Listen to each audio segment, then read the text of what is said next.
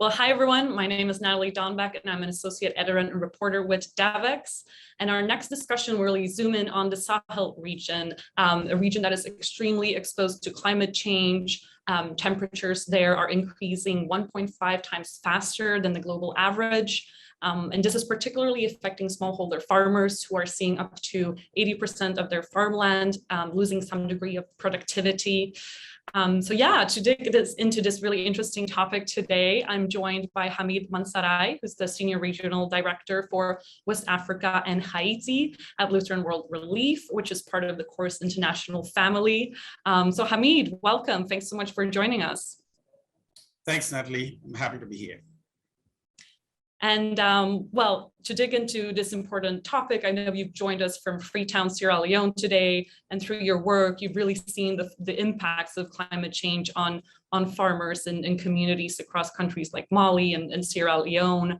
We really wanted to dig into some of that expertise today and learn more about what's happening in the region and really how organizations such as yours are responding to some of these issues and challenges. And the first question was really around intersection of climate change and conflicts. Something that we've seen with COVID-19 is really that the most vulnerable are really hit the hardest during a crisis, and that applies to climate change as well. And given that climate change will inevitably worsen instability in the world, what's at stake really if we don't take immediate action? And do you think that the security side of climate change is getting enough attention during conversations and events such as COP? Thanks, Natalie. In the past, when we talked about the Sahel crisis, the focus was entirely on the food security situation in the region. That still remains true. However, that situation is now being exacerbated by the displacement, the violence, and the displacement that insecurity and violence has created for more than 3 million people. In Burkina alone, we're talking about 1.3, 1.4 million people being displaced internally. And for the most part, they are living with host communities. And if you imagine that host communities themselves are often struggling to survive, add another 5, 6, 7, sometimes 10 members from the outside, they're very open to supporting them. That creates a very difficult situation for families. So the situation, the interrelationship between conflict and climate change is now fairly complicated.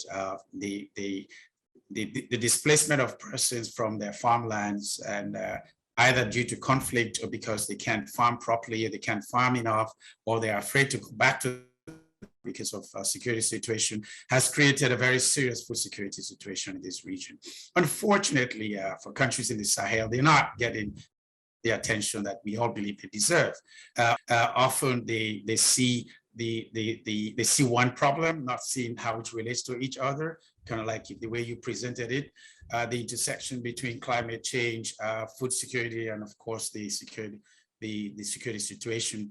We believe that this situation is to be given very serious thought, and our hope is that this year's COP will focus on this fairly significantly, not only from the discussions, but also we look at what kind of funding mechanisms will be needed, not short-term 6 months, not short-term 1 year, but medium to long-term funding that would enable some of these communities to move out of their current situation. We're definitely worried that this complex humanitarian crisis is not being given the attention it deserves, and we hope this year's COP will take this very seriously. Yeah, and kind of from the groundwork that you're doing with your team every day, what is kind of that landscape looking like for smallholder farmers? It's climate change is increasingly, as you mentioned, impacting, not only livelihoods, stability in communities, but actually also putting entire livelihoods at risk.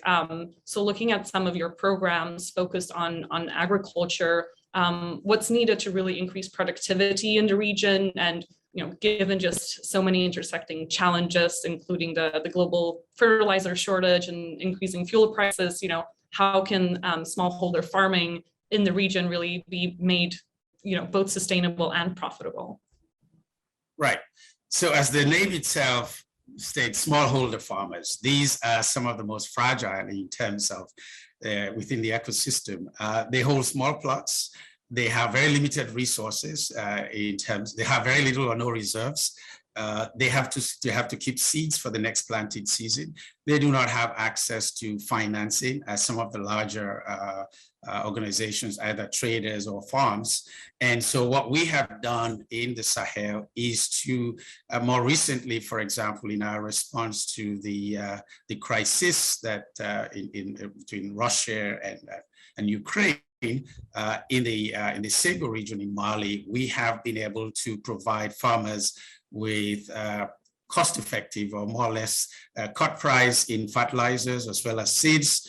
Last year's harvest was terrible, and the increase in fertilizer costs and the increase in other inputs for agriculture meant that farmers could not plant this year and potentially could create a lot more problem for next year's harvest. So through a very modest investment from our CEO, we've been able to support some of these farming communities in providing low-price seeds and low-price fertilizers that has enabled them to grow. But we also recognize that these farmers need the most immediate support. They certainly need the fertilizers, they needed some of the other inputs, but they've gone without actual food for several months, or their food, the cost of food has gone up significantly in Mali, the cost of fuel gone up significantly in Mali. So we also provided them with short-term emergency assistance that would tie them over the planting season. And so this has been some of the most immediate interventions in Mali.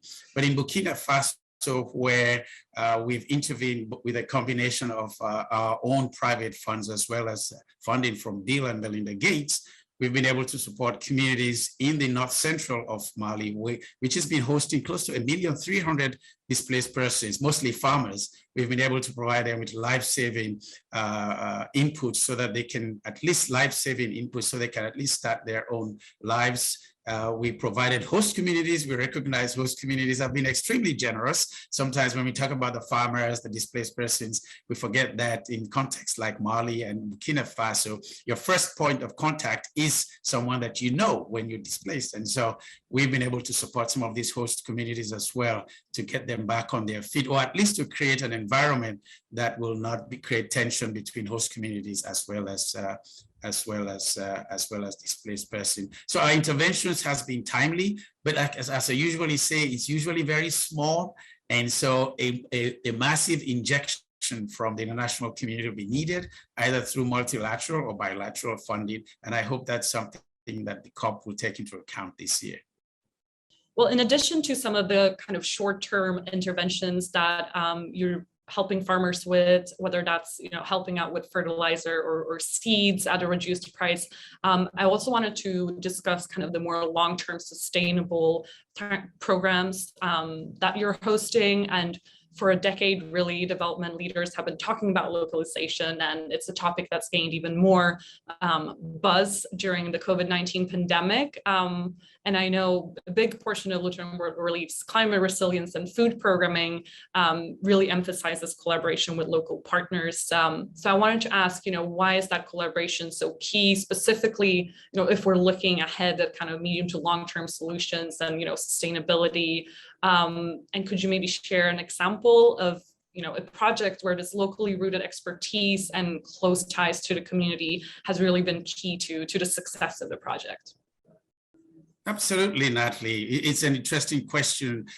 Collaborating with local partners and building capacity, working with local partners is a cornerstone of Corus's work. One thing that I admired when I joined Corus about almost 4 years now is how much the organization has worked and invested in some of the local partners. And when Corus talks about investing in local partners, we're talking about working with them both in terms of designing, thinking through process for a project, as well as ensuring that they are part of the implementation process and the review process to understand what was delivered to the communities.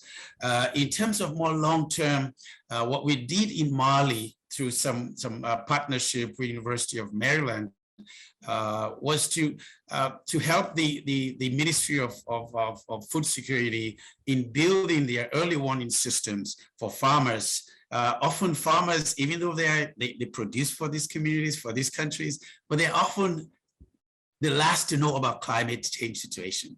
They're often the last to get a sense of when the rains will come, if the rains will come, how much rain will come.